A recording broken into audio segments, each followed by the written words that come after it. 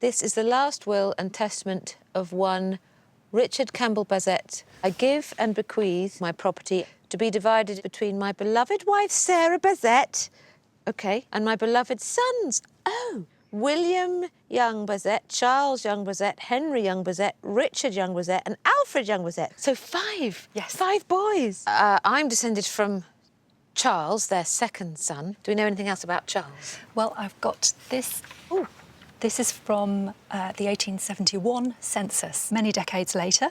Charles Bazett, head of household. That's right. Married. Yes. 63. Lieutenant Colonel, Indian Army, retired. Harriot, wife. So Harriot is my great-great-great-grandmother. That's right. And Harriot was born East Indies, kissing something. Kissengunge is what it says there. Kissengunge. I don't know what, I've never heard of that. It's a fairly remote town in the northeast of India. Oh. So it might be interesting for you to go to Kishenganj to find out more about Harriet, your 3 times great-grandmother. Olivia has discovered that her great-great-great-grandmother Harriet was born in Kishenganj in the Indian state of Bihar in 1807. Olivia has come to the former British club in Kishenganj. Well, the first thing we have is a marriage certificate, Harriet's marriage certificate, and it's got her father's name. Slessor? Yes. William Slessor, born in 1778. So, as you can see, he travelled a lot around India with the army belonging to the East India Company. We know that he came here to Kishenganj. OK. And Harriet was born here? Yes. The strong possibility is that Harriet's mother was not British, and that very likely, very probably, she was a local lady. My great-great-great-great-great-great-grandmother is Indian. Mm-hmm. The Madras Courier of February last contains the following article. Slessor was out shooting. His gun having misfired, he had just reprimed when the gun went off and its contents passing through his head. He was killed on the spot. So this is 1810. How old would Harriet have been? 3 or 4 years old. Do we know anything about what happens to Harriet and her mum? Well, we don't know what happened to her mummy. But about Harriet, in fact, her grandmother, William's mother, who was also called Harriet, actually paid for Harriet to be taken from India and brought to England. Olivia now knows that little Harriet, following her father's death in 1810, was sent from Kishenganj to England. The last time I heard is that my great-great-great-grandmother Harriet landed in London in 1812, and I wanted to know what happened to her after that. Well, this is the first mention we have of Harriet in England. Ooh. I give to my great-niece, Harriet Slessor, the granddaughter of my said sister, Harriet Elizabeth Slessor, the sum of £300. A lot of money those days. Yes. This is Harriet's grandmother's sister, her great-aunt. Great-aunt, yes. Louisa. So she's about 21 now and now has her own money. And do we know what happened to her after that? This is a list of passengers who have arrived by ship in Calcutta from England. Harriet Slessor. Oh, that's exciting. So she's gone back to India. Yes. She comes back here to Calcutta. She's around 24, 25. Marriages. 1832. On this 3rd day of April, 1832, William Trigg Garrett, Lieutenant, Bachelor, and Harriet Slessor. Hang on. So who is William Trigg Garrett? I thought my great-great-great-grandfather was Charles Bazett.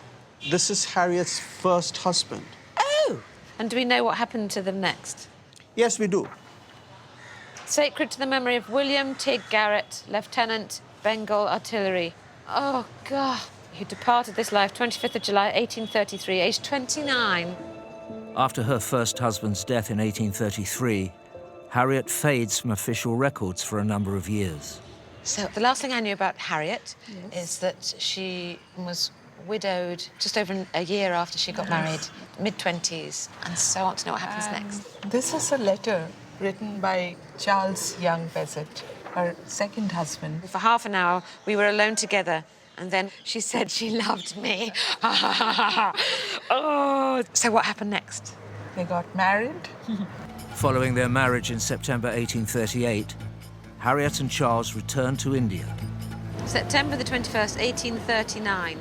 A friend and schoolfellow of Harriet's, who is married to the surgeon at the civil station, has asked her to be confined there. Okay. You understand?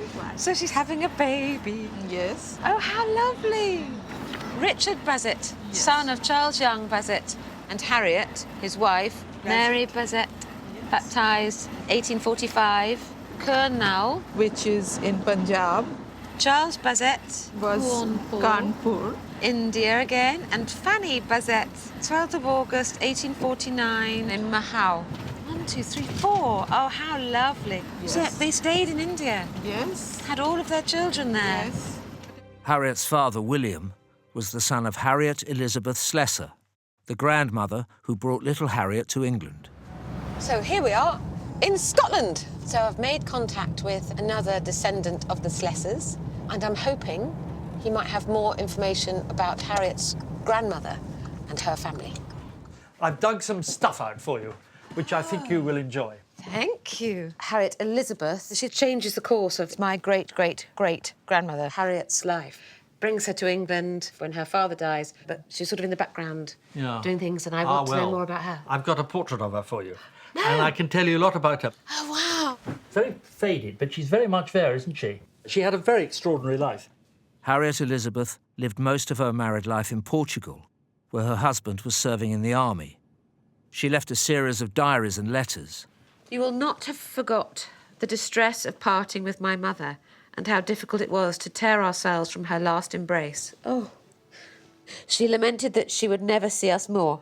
I think I see her sitting in her wheelchair with a little black bonnet pulled over her eyes to hide her tears, for she was crying bitterly. Oh. So this poor woman, do you know more about her and what her name was? Indeed. Here she is, Anne Judith Bristow. Oh, wow. We left her, the old lady with the bonnet to hide her tears. Now, there she's when she's married, I guess. Young woman. 1740s, I think. So Anne Judith Bristow is my great-great-great-great-great-grandmother. Wow. And Anne Judith, she wasn't born British, she was naturalised, and this is the document that explains her naturalisation. Born at Paris in the Kingdom of France. French? Yes, 100%. Oh.